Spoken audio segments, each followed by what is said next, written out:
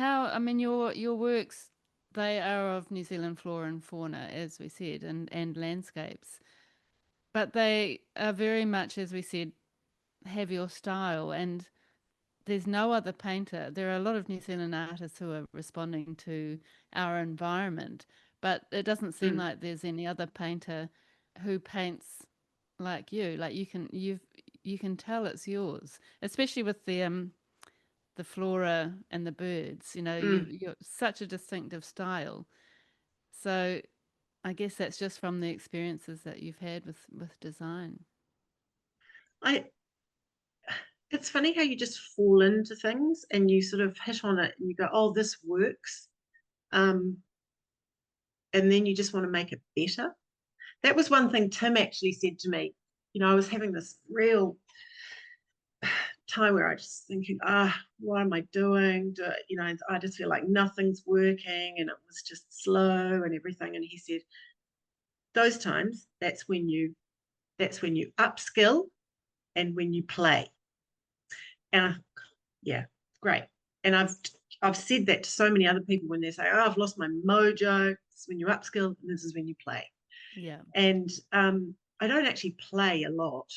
I think uh, I don't know why, but my end game is always I want to sell it to get rid of it so I can buy more stuff to make more art. So I hate having stuff lying around. I don't like clutter.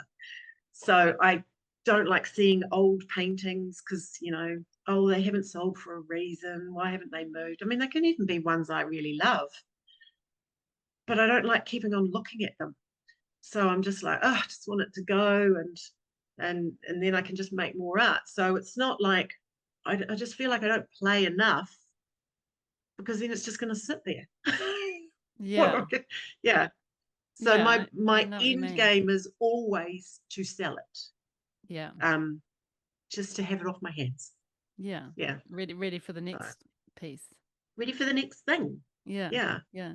And you quite often So have that sort of viewpoint where you're looking through foliage or looking through harakeke flax mm, or, New Zealand flower of some sort, and often have the bird in the foreground and then there's sort of landscape hmm behind. Do you know why you like that perspective?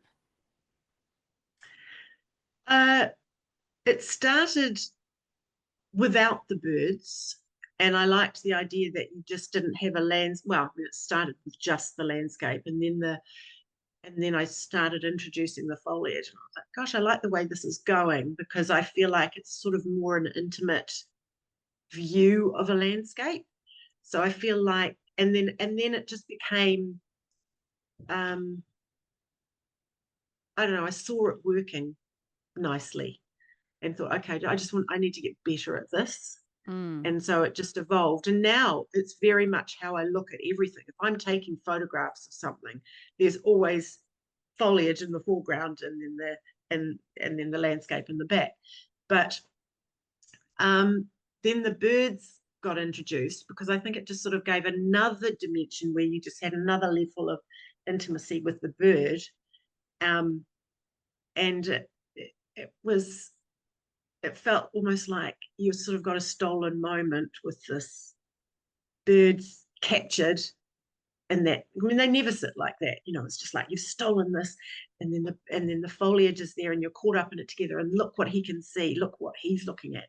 Mm. Um, so I don't know. When I saw it working, I just wanted to get better and better at that.